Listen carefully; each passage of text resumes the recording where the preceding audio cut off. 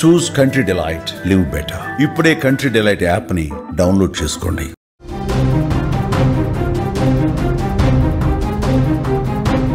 తెలుగు రాష్ట్రాలను వణికించిన కర్నూలు బస్సు ప్రమాద ఘటనపై సంచలన విషయాలు వెలుగులోకి వస్తున్నాయి. వేమూరి కావేరీ ట్రావెల్స్ సంస్థపై అనేక ఆరోపణలు వస్తున్నాయి. ఈ సంస్థ నిర్వహించిన బస్సు వాస్తవానికి సీటింగ్ క్యారియర్ మాత్రమే, కానీ దీనికి స్లీపర్ సర్వీస్ పర్మిషన్ లేదు. అయినప్పటికీ నిబంధనలకి పాతరేస్తూ అన్ని నిబంధనలను ఉల్లంఘిస్తూ స్లీపర్ సర్వీసెస్గా నడుపుతున్నారు ఈ బస్సుని. వేమూరి కావేరీ ట్రావెల్స్ పేరుతో ఈ సంస్థ హైదరాబాదు, చెన్నై, బెంగళూరు, విశాఖపట్నం ఈ రూట్లలో బస్సులు నడుపుతోంది. టూరిస్ట్ పర్మిషన్స్తో కేవలం పర్యాటక ప్రాంతాలను మాత్రమే ఈ బస్సులు తిప్పే సంస్థగా రికార్డుల్లో ఉంది. కానీ ఈ బస్సుని వీళ్ళు ఏ విధంగా యూజ్ చేస్తున్నారు, ఏ విధంగా అక్రమాలకు పాల్పడుతూ ఉన్నారు అన్నది కూడా తాజాగా ఇన్వెస్టిగేషన్లో బయటకు వస్తోంది. ఈ ప్రమాదానికి కారణమైన బస్సు అక్రమ రిజిస్ట్రేషన్ వ్యవహారం ఇప్పుడు పూర్తిగా చర్చనీయాంశమవుతోంది. వాస్తవానికి ఈ బస్సును తెలంగాణకు చెందినటువంటి హెబ్రాన్ ఇన్ఫ్రాస్ట్రక్చర్ ప్రైవేట్ లిమిటెడ్, మళ్ళీ చెప్తున్నా, హెబ్రాన్ ఇన్ఫ్రాస్ట్రక్చర్ ప్రైవేట్ లిమిటెడ్ సంస్థ 2018లో కొనుగోలు చేసి 2023 వరకు నడిపింది ఆ సంస్థ. ఆ తర్వాత 2023లో ఈ వేమూరి కావేరీ ట్రావెల్స్ ఈ బస్సును కొన్నారు. కొన్న తర్వాత అప్పుడు అక్రమాలకు తెరదీసినటువంటి పరిస్థితి ఉంది. ఎన్ఓసి తీసుకున్న తర్వాత బస్సుని కేంద్రపాలిత ప్రాంతమైన డయూడామన్లో రిజిస్ట్రేషన్ చేయించారు. ఇక్కడే వేమూరి కావేరీ సంస్థ అక్రమ పద్ధతిలో వాళ్ళు సాధించినటువంటి విషయాలు బయటకు వస్తూ ఉన్నాయి. ఎందుకంటే ఈ సంస్థ మెయిన్ బ్రాంచ్ ఒంగోలులో ఉంది. తెలుగు రాష్ట్రాలకు సంబంధించినటువంటి వ్యక్తి ఇక్కడ రిజిస్ట్రేషన్ చేయకుండా కేంద్రపాలిత ప్రాంతమైన డయూడామన్లో అక్కడ రిజిస్ట్రేషన్ చేశాడు. అంటే అక్కడ అక్రమాలకు ఈజీగా చేయొచ్చు, అక్కడ ఈజీగా మనం అక్రమంగా నిబంధనలను పాతరేసి పూర్తిగా రిజిస్ట్రేషన్లు చేయించవచ్చు అని చెప్పి ఆ విధంగా చేశారు. తెలుగు రాష్ట్రాల్లో రిజిస్ట్రేషన్ చేస్తే ఇక్కడ అధికారులు ఎప్పటికప్పుడు ఫిట్నెస్ బస్సులు చెక్ చేస్తూ ఉంటారు. అధికారులు పూర్తి స్థాయిలో క్షేత్రస్థాయిలో బస్సులు సరిగ్గా నడుస్తున్నాయి లేదా, ఫిట్నెస్ సరిగా ఉందా లేదా, రిజిస్ట్రేషన్ సక్రమంగా జరుగుతున్నాయి లేవా, ఎప్పటికప్పుడు ట్రాన్స్పోర్ట్ అధికారులు పర్యవేక్షణ చేస్తూ ఉంటారు. కాబట్టి ఇక్కడ పప్పులు ఉడకవు. కాబట్టి కేంద్రపాలిత ప్రాంతానికి పోయి అక్కడ మభ్యపెట్టే పరిస్థితికి వచ్చాడు. అక్కడ పూర్తిగా అక్రమ పద్ధతులు రిజిస్ట్రేషన్ చేశాడు డయూడామన్లో. ఆ తర్వాత ఒడిషా రాష్ట్రంలో ఆల్టరేషను, తర్వాత ఫిట్నెస్కు సంబంధించినటువంటి పరిస్థితి అక్కడ చేశాడు. అంటే దీన్ని బట్టి క్లియర్గా ఏ విధంగా అక్రమాలకు పాల్పడ్డారో అర్థమవుతుంది.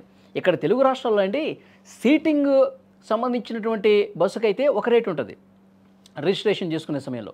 అదే స్లీపర్ క్యారియర్ అనుకోండి, దానికి ఇంకొక పన్ను కట్టాలి. రవాణా శాఖకి పన్ను ఇవ్వాల్సినటువంటి అవసరం ఉంది. ఇప్పుడు 450 రూపాయలండి. డయూడామన్లో అయితే కేవలం ఒక సీటుకి 450 రూపాయలు రవాణా పన్ను ఉంటుంది. అదే స్లీపర్ అనుకోండి 800 రూపాయలు ఉంటుంది. తెలుగు రాష్ట్రాల్లో అయితే 4500 రూపాయలు సీటింగ్ ఉంటుంది. స్లీపర్కి అయితే 12,000 రూపాయలు ఒక్క సీటుకి పన్ను కట్టాల్సిన పరిస్థితి ఉంటుంది. కాబట్టి ఈ 1000 రూపాయల పన్నును తప్పించుకోవటం కోసం కేవలం 400 రూపాయలతో అయిపోతుంది కదా అన్న ఉద్దేశంతో ఒక సీటుకి అక్కడ సీటింగ్ క్యారియర్గా రిజిస్ట్రేషన్ చేపించి తక్కువ మొత్తంలో అక్కడ చెల్లించి తర్వాత ఆ బస్సును పూర్తిగా ఆల్టరేషన్ చేసి నిబంధనల విరుద్ధంగా కేవలం 43 సీట్లకు మాత్రమే, అది కూడా సీటింగ్ క్యారియర్గా బస్సు ఉండాల్సినటువంటి పరిస్థితి ఉంది. ఆ విధంగా రిజిస్ట్రేషన్ చేయించుకున్నారు, ఆ విధంగా అనుమతులు తీసుకున్నారు. తర్వాత వేమూరి కావేరీ ట్రావెల్స్ ఏం చేసింది, అక్రమ పద్ధతిలో అక్కడ చేసిందేమో నిబంధనలు తీసుకుందేమో ఒకటి, ఇక్కడ ఆల్టరేషన్ చేసుకునేటప్పుడు దానికి స్లీపర్ క్యారియర్ కూడా పెట్టేశారు. అంటే పడుకోవడానికి అవకాశం ఉన్న విధంగా బస్సుని ఆల్టరేషన్ చేయించినటువంటి పరిస్థితి ఉంది. పూర్తిగా వీళ్ళు అక్రమ పద్ధతిలో చేశారు. ఈ విధంగా ఈ అక్రమాలన్నీ కూడా ఇప్పుడు ఇన్వెస్టిగేషన్ చేస్తుంటే బయటకు వస్తూ ఉన్నాయి. వేమూరి కావేరీ ట్రావెల్స్ బస్సు ఎంత దుర్మార్గంగా ప్రవర్తించింది, నిబంధనలకు గాలికి వదిలేసింది. ఇప్పుడు డ్రైవర్కి సంబంధించి కూడా ఒక వార్త బయటకు వస్తూ ఉంది. ఆ డ్రైవరు అతను 5వ తరగతి వరకే చదివాడంట. లైసెన్స్కి సంబంధించినటువంటి ఆ సర్టిఫికేట్లు, ఎక్స్పీరియన్స్కి సంబంధించినటువంటి సర్టిఫికేట్లు ఇవన్నీ కూడా అక్రమ పద్ధతిలో తీసుకున్నాడని చెప్పి ఒక సమాచారం వస్తుంది. కనీసం డ్రైవర్లను తీసుకునేటప్పుడు కూడా మంచోళ్ళ, వీళ్ళ ఎక్స్పీరియన్స్ ఉందా, వీళ్ళకి నిబంధనలు పాటించారా, అన్ని లైసెన్సులు కరెక్ట్ ఉన్నాయా, ఇవి చూడాలి కదా. ఇవి పూర్తిగా ఫేక్ సర్టిఫికేట్లు పెట్టి ఈ డ్రైవరు, అతని పేరు కూడా మిరియాల లక్ష్మయ్య, మీరు స్క్రీన్ మీద చూస్తూ ఉన్నారు, ఇతను కూడా ఫేక్ సర్టిఫికేట్లు పెట్టి డ్రైవింగ్ చేస్తున్న పరిస్థితి ఉంది. ఇతని ట్రాక్ రికార్డు చూస్తే గతంలో కూడా ఒకసారి ప్రమాదం చేసి ఒక క్లీనర్ని చంపేసినటువంటి పరిస్థితి ఉంది.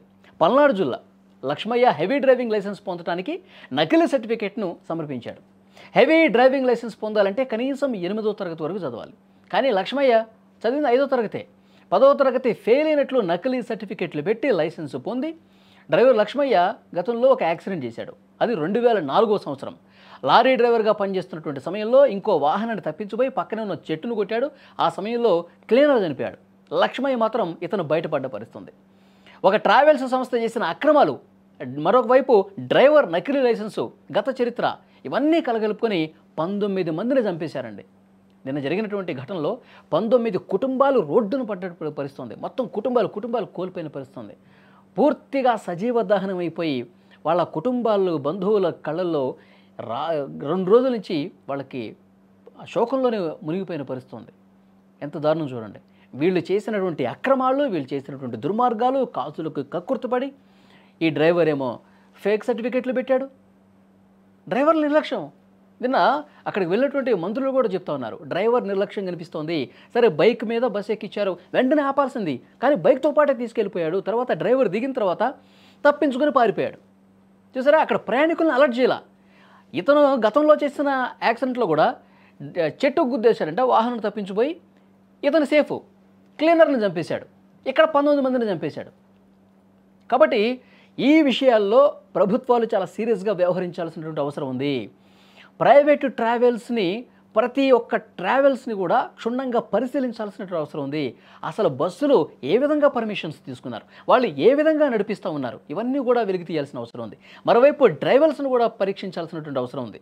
వాళ్ళు ఫేక్ సర్టిఫికెట్లు పెట్టారా, నిజమైనటువంటి డ్రైవర్లా, లేకపోతే ఈ విధంగా వాళ్ళు అక్రమంగా డ్రైవింగ్ చేస్తున్నటువంటి పరిస్థితి ఉందా, ఇవన్నీ కూడా క్షుణ్ణంగా క్షేత్రస్థాయిలో అన్ని ప్రైవేటు ట్రావెల్స్ని మళ్ళీ పునః పరిశీలించాల్సినటువంటి అవసరం ఉంది. ఎందుకంటే కుటుంబాలు సజీవ దహనం అయిపోతుంటే ఎంత బాధ, ఎంత గుండెల్లో ఆ రోదన ఉంటుంది.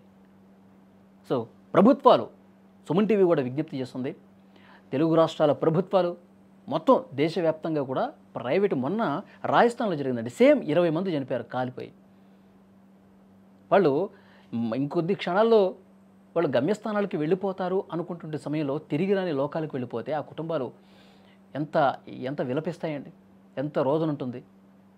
నాకు నిజంగా ఉదయం ఈ వార్త పేపర్లో కూడా చూసినప్పుడు, ఒక తల్లి తన బిడ్డని హత్తుకొని అదేవిధంగా సజీవ దహనం అయిపోయిందంటే ఎంత బాధ అండి, ఎంత బాధ ఇస్తుంది.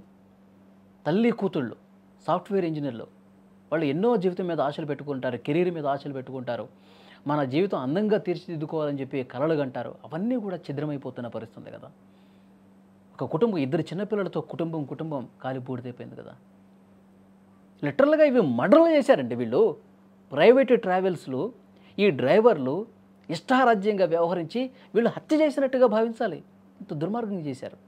సో కాబట్టి ప్రభుత్వాలు ఇప్పటికైనా చాలా సీరియస్గా యాక్షన్స్ తీసుకోవాల్సిన అవసరం ఉంది. మళ్ళీ రిపీట్ కాకుండా చూడాల్సిన అవసరం ఉంది.